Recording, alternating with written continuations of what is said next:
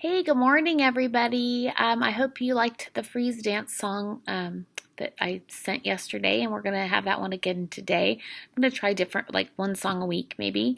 I have a story for you today, and I also have our poem. So let me start with our poem, and if you want to recite it with me, I'm going to do the whole thing. And then tomorrow in class, we'll do the whole thing. And you can keep practicing it, and I would love to have it. When we all come back, we'll be able to recite the poems together, but it might take a while, and that's okay. The goldenrod is yellow, the corn is turning brown, the trees in apple orchards with fruit are bending down. The gentian's bluest fringes are curling in the sun. In dusty pods the milkweed its hidden silk has spun. The sedges flaunt their harvest in every meadow nook, and asters by the brookside make asters in the brook. From dewy lanes in the morning, what's a dewy lane? What's dewy mean? And grapes' sweet odors rise. At noon the roads all flutter with yellow butterflies. By all these lovely tokens, September days are here, with summer's best of weather and autumn's best of cheer. But none of all this beauty, which floods the earth and air, is unto me the secret which makes September fair. I wonder what it means by fair. Like it's being fair, or does it mean something else? What do you think? 'Tis a thing which I remember, to name its thrills me yet. One day of one September I can never forget. That end is kind of a tongue twister. So I hope you enjoyed the poem, and I hope you get lots of mental images. That means pictures in your head of all the words put together to make a pretty mental image. Okay, so we're going to stretch. This time I'm going to stretch my head. Remember, you can touch your toes. You can touch your arms. You can cross your body. Everybody take a minute and move your body. Maybe you're doing jumping jacks. That's when you jump up and down like this, and your legs and your arms are both going up. Maybe you're going like this. Maybe you're swimming. Another one I like to do is climb a rope. Climb, climb, climb, climb, climb, climb, climb, and then you hang and you swing back and forth. Another thing you can do is squeeze the ball. Squeeze, squeeze, squeeze, squeeze, squeeze. So whatever you try to do, just make sure you're moving your body, because it's a lot of sitting and I don't want it to be. So, and the other thing is check in about what zone you're in. Are you feeling blue? Are you feeling kind of sick? Are you feeling kind of stressed out? Are you feeling excited because we get to jump and move? Are you feeling green? Just kind of relaxed. I'm feeling pretty relaxed right now. I think it's because I have all the lamps on.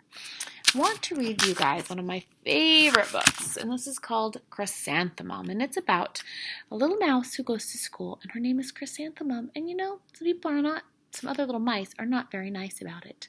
So we're going to read this book, and while I'm reading it, think to yourself, have I ever felt like Chrysanthemum? Maybe not about my name, but other things.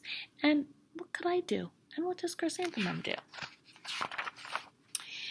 The day she was born was the happiest day in her parents' lives. She's perfect, said her mother. Absolutely, said her father. And she was. She was absolutely perfect. Her name must be everything she is, said her mother. Her name must be absolutely perfect, said her father. And it was. Chrysanthemum. Her parents named her Chrysanthemum. Chrysanthemum grew and grew and grew, and when she was old enough to appreciate it, Chrysanthemum loved her name. Oh, look at all. She's doing all the things that babies and little kids do. She loved the way it sounded when her mother woke her up. She loved the way it sounded when her father called her for dinner. And she loved the way it sounded when she whispered it to herself in the bathroom mirror. Chrysanthemum, chrysanthemum, chrysanthemum. Chrysanthemum loved the way her name looked when it was written with ink on an envelope. She loved the way it looked when it was written with icing on her birthday cake.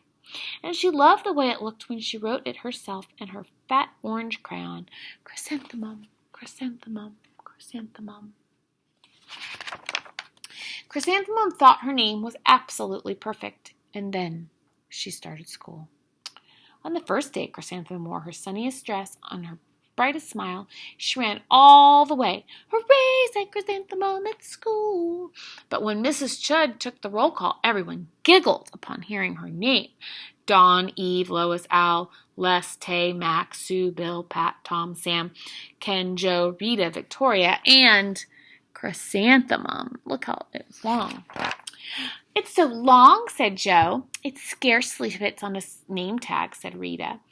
"I'm named after my grandmother," said Victoria. "You're named after a flower." Chrysanthemum wilted. She did not think her name was absolutely perfect. She thought it was absolutely dreadful. The rest of the day was not much better. During nap time, Victoria raised her hand and informed Mrs. Chudd Aunt Chrysanthemum's name was spelled with 13 letters. "That's exactly half as many letters as there are in the entire alphabet," Victoria exclaimed. "Thank you for sharing that with us, Victoria," said Mrs. Chudd. "Now put your head down." Do you think Victoria is being kind? I wonder. "If I had a name like yours, I'd change it," said Victoria, as the students lined up to go home. "I wish I could," thought Chrysanthemum miserably. "Welcome home," said her mother. "Welcome home," said her father. "School is no place for me," said Chrysanthemum. "My name is too long. It scarcely fits on my name tag, and I'm named after a flower."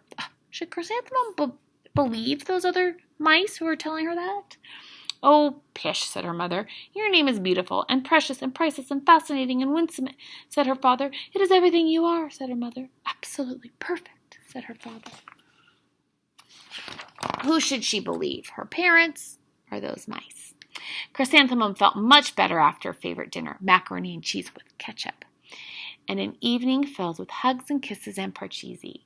That night, Chrysanthemum dreamed that her name was Jane. It was an extremely pleasant dream. I wonder. That's kind of sad. The next morning, Chrysanthemum wore her most comfortable jumper, and she walked to school as slowly as she could. She dragged her feet in the dirt. Remember the first day she was running to school. "Chrysanthemum, Chrysanthemum, Chrysanthemum," she wrote. "She even looks like a flower," said Victoria, as Chrysanthemum entered the playground. "Let's pick her," said Rita, pointing. "Let's smell her," said Joe. Chrysanthemum wilted. She did not think her name was absolutely perfect. She thought it was absolutely dreadful. Tell somebody next to you what you think dreadful means. The rest of the day was not much better. During nap time, Victoria raised her hand and said, "A chrysanthemum is a flower and lives in a garden with worms and other dirty things." "Thank you for sharing that with us, Victoria," said Mrs. Chudd. "Now put your head down."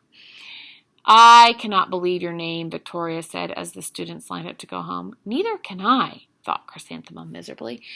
Why do you think Victoria is being so mean?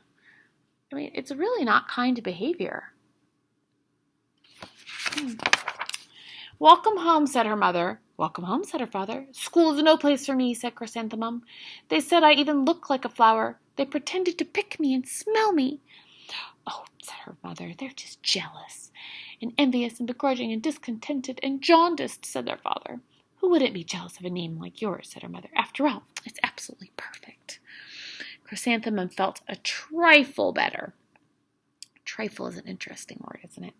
After her favorite dessert, chocolate cake with buttercream frosting, and another evening filled with hugs and kisses and parcheesi. So I think, what do you think, that she's very lucky that even though she's having a hard time at school, she comes home and she gets all that support from her parents. They're making her feel better, right? That night, Chrysanthemum dreamed that she really was a chrysanthemum. She sprouted leaves and petals. Victoria picked her and plucked her and her leaves and petals one by one until there was nothing left but a scrawny stem. It was the worst nightmare of Chrysanthemum's life. Chrysanthemum wore her outfit with 7 pockets the next morning. She loaded the pockets with the most prized possessions and her good luck charms. Chrysanthemum took the longest route possible to school.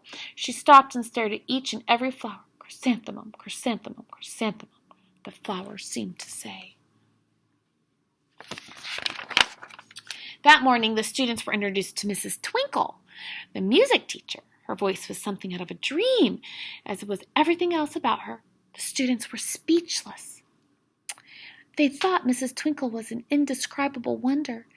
They went out of their way to make a nice impression. Mrs. Twinkle led the students in scales. She assigned roles for the class musical. Victoria was chosen as the dainty fairy queen. Rita was chosen as the spiffy butterfly princess. Jo was chosen an all-important pixie messenger. And Chrysanthemum was a daisy. Chrysanthemum's a daisy, chrysanthemum's a daisy, Jo, Rita, and Victoria chanted, thinking this was wildly funny. Chrysanthemum wilted. She did not think her name was perfect. She thought it was absolutely dreadful. What's so humorous? Said Mrs. Twinkle. Chrysanthemum was the answer. Her name is so long, said Jo. It scarcely fits on her name tag, said Rita, pointing. I'm named after my grandmother, said Victoria. She's named after a flower. My name is long, said Miss Twinkle. It is, said Jo.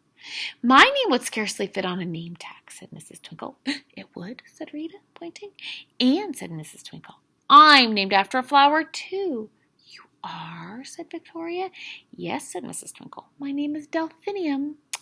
Delphinium Twinkle. And if my baby is a girl, I'm considering Chrysanthemum as her name. It's absolutely perfect. Chrysanthemum could barely believe her ears. She blushed. She beamed. She bloomed. Chrysanthemum, chrysanthemum, chrysanthemum. Jo and Rita and Victoria looked at Chrysanthemum longingly. Call me Marigold, said Jo. I'm Carnation, said Rita, pointing. My name is Lily of the Valley, said Victoria. Chrysanthemum did not think her name was absolutely perfect. She knew it. So it took the teacher to make them be nice. But I wonder, what else? What are they going to eventually need to learn to do? Maybe you think about it. Overall, the class musical was a success. Chrysanthemum was an absolutely perfect daisy. Victoria made only one mistake. She forgot all of her lines as the dainty fairy queen. Chrysanthemum thought it was wildly funny, and she giggled throughout the entire dance of the flowers. Eventually, Mrs. Twinkle gave birth to a healthy baby girl, and of course, she named her Chrysanthemum. I love this book because I think a lot of kids, they come to school, and sometimes things don't work out or don't seem like they do at home. And so this book kind of helps you learn that even though something about you might be different, it's unique to you and special to you, and you shouldn't make fun of other people's unique parts, and they shouldn't make fun of yours. I just think it's a really sweet book. So I hope you enjoyed it. And this was a long morning meeting, so I'm going to let you go. Have a wonderful day, and I'll see you guys later.